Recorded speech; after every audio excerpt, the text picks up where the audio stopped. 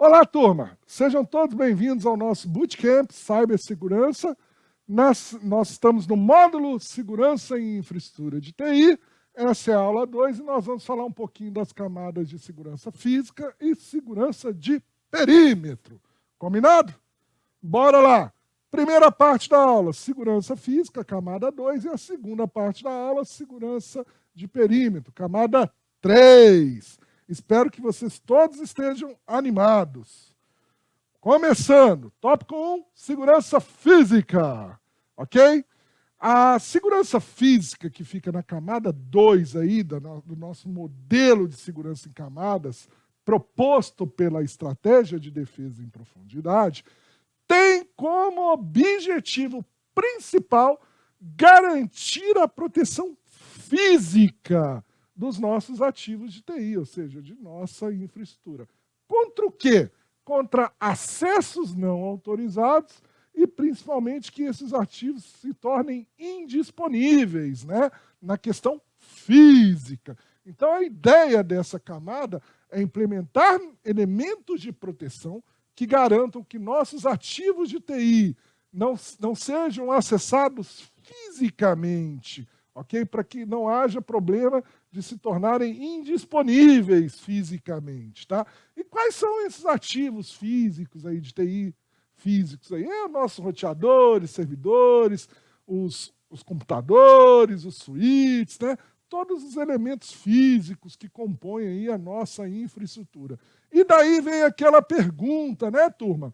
Mas como fazer isso? Como a gente garantir a segurança física dos nossos ativos de TI? Bora lá! Né? Aí aqui eu cito 4 itens essenciais para garantir a segurança física aí, da camada física aí, tá? Garantir a proteção desses nossos ativos.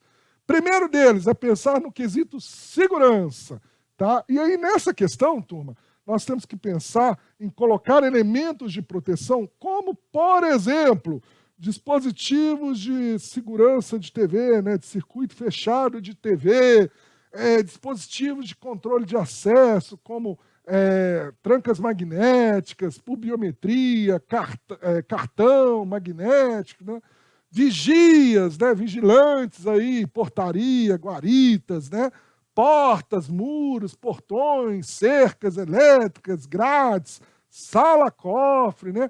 Tudo isso aí entra na questão da segurança física ali, né? Na parte de segurança ali dessa camada.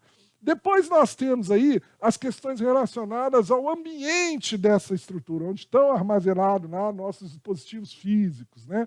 Então nós temos a questão de se pensar no resfriamento, aí, controle de temperatura, climatização, ar-condicionado, né, controles de umidade, enfim, itens que, se caso não tiverem lá nessa camada de proteção, podem causar a indisponibilidade do ambiente, né? Imaginem uma sala de servidor que não tenha a temperatura controlada, não tenha ar-condicionado lá, né? Mecanismos de climatização, né?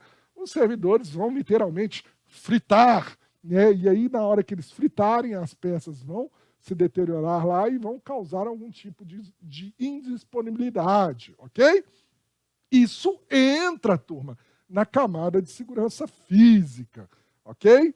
Temos também a questão da integração aqui, né? E aí, o que é essa integração? Integração com o ambiente e com os mecanismos que nós temos ali que fazem a nossa infraestrutura funcionar. Como, por exemplo, redundância à parte elétrica, com gerador, com grupo gerador, com no-break, com iluminação, com equipes técnicas de manutenção qualificadas para tratar os incidentes aí e assim por diante. Por fim, nós temos as questões de monitoramento, né? Tem que ter lá uma equipe responsável em monitorar, né, a presença, monitoramento de presença, umidade, fogo, né, fumaça, queda de energia, inundação, e assim por diante, né? E aí vale lembrar, né, que quando a gente pensa lá na segurança de camada, né, na camada física, a gente vai ter elementos de proteção ativos e elementos de proteção passivos, né? O que são os ativos? São aqueles que respondem às ameaças de forma automática, tem ações lá pré-configuradas. Um alarme, um sensor de presença é um dispositivo ativo, né? Se eu entrar na sala de servidores e tem lá um alarme, lá, um sensor de presença, ele vai acionar um alarme que vai ser disparado para uma equipe de monitoramento. E essa vai poder ir lá verificar por que eu entrei lá dentro. Exemplo, né? E aí nós temos os passivos. Por exemplo, um circuito fechado de TV sem ninguém monitorando atrás dele é um dispositivo passivo, né? Ou uma tranca eletrônica, por exemplo, passiva ali, né? Só abre e fecha, não avisa alarme, não dá nada, enfim. Então nós temos vários mecanismos de proteção ativos e passivos que devem compor essa camada de segurança física, ok? Continuando aqui, ó, só para vocês terem uma ideia, aqui é um ambiente, imagine que esse prédio é uma empresa, uma corporação, e aí nós vamos entrar com as medidas de proteção física aí, da camada física, né, da segurança física. E que medidas são essas? Mais uma vez, né? Sala-cofre, por exemplo, sistemas redundantes de climatização, de fogo, né, de combate a incêndio, grupo gerador, no-breaks, fechaduras eletrônicas, vigilantes, né, guarda armada, circuitos de TV, catraca, biometria, enfim, vários dispositivos que vão auxiliar a proteger os ativos contra acessos indevidos e contra a própria indisponibilidade desses ativos em relação à energia elétrica, em relação à temperatura, a fogo e assim por diante. Ok?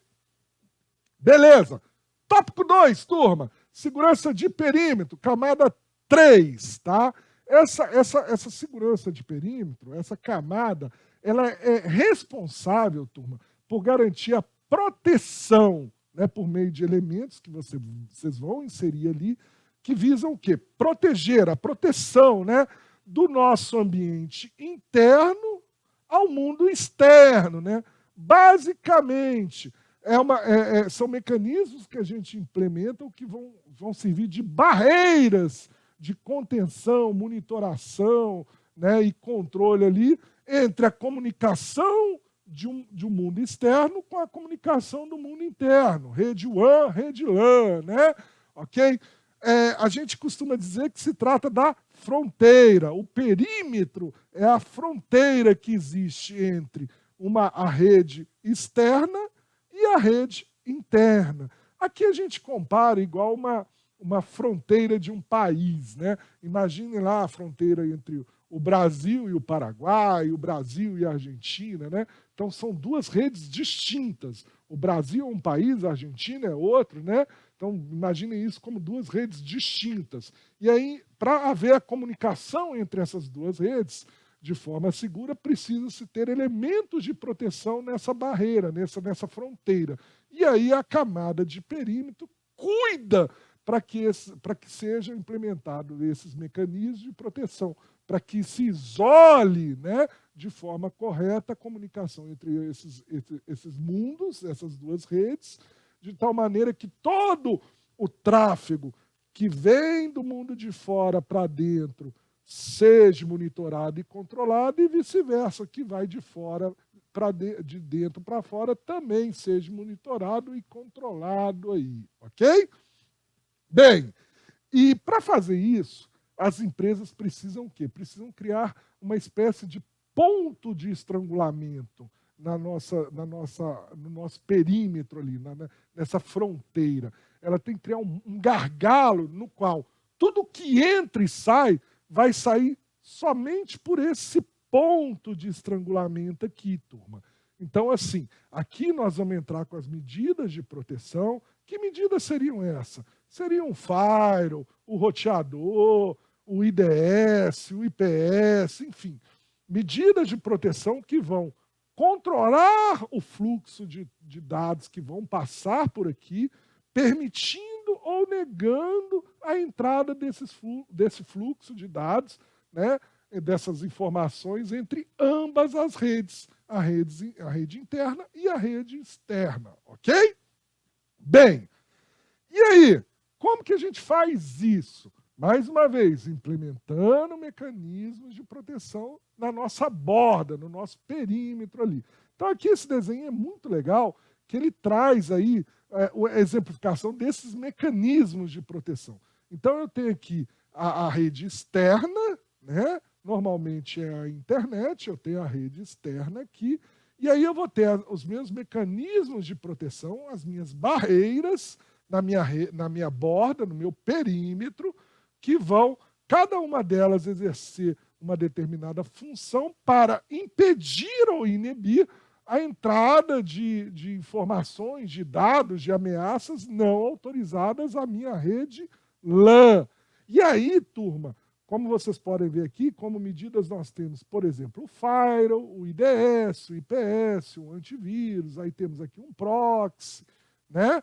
Enfim, várias medidas de proteção que vão em conjunto atuar aí garantindo a segurança do perímetro, né? Ok?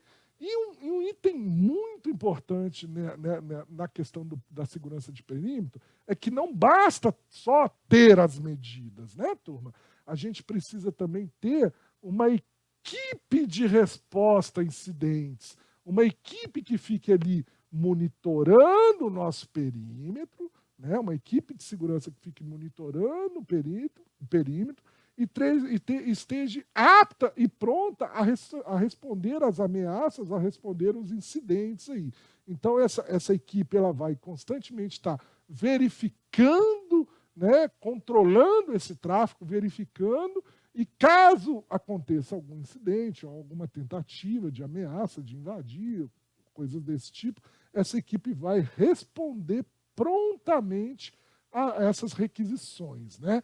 E aí, lembrando que todo o fluxo de dados transmitidos e recebidos entre essas redes distintas aqui precisam ser verificados, checados e, principalmente, obedecer às políticas de controle. Políticas essas que foram estabelecidas aonde, turma? Lá na primeira camada da nossa segurança em camadas, da nossa estratégia da defesa em profundidade aí. Lá na questões de políticas, procedimentos, normas e regras, e assim por diante. Fechou? Bem, turma, aqui, tá?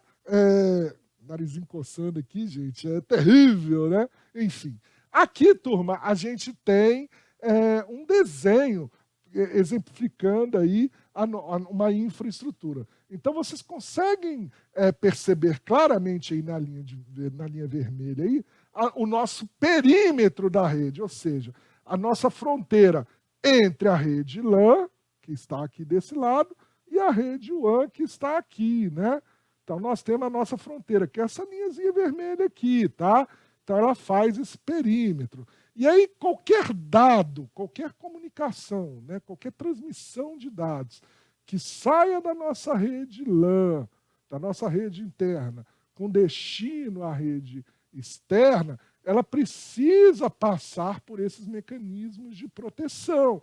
Da mesma forma que qualquer dado, transmissão de dado, né, que saia da rede externa e venha para a rede interna, também precisa passar por esses mecanismos. E esses mecanismos, como roteador, firewall, IPS, por exemplo, vão ter regras lá que foram pré-estabelecidas de acordo com as políticas para impedir ou autorizar, né, negar ou permitir que essa transmissão, que essa comunicação entre a rede LAN e a rede WAN aconteça, né? Aí nós temos aqui, só para vocês terem ideia, faz parte da segurança de perímetro a DMZ também, a zona desmilitarizada, né? Ok? Então aqui é apenas uma ilustração para vocês terem ideia aí na infraestrutura de vocês, aonde estaria o posicionamento do perímetro, né? E aonde se encaixariam os mecanismos de proteção da segurança de perímetro. Fechou? Beleza, turma?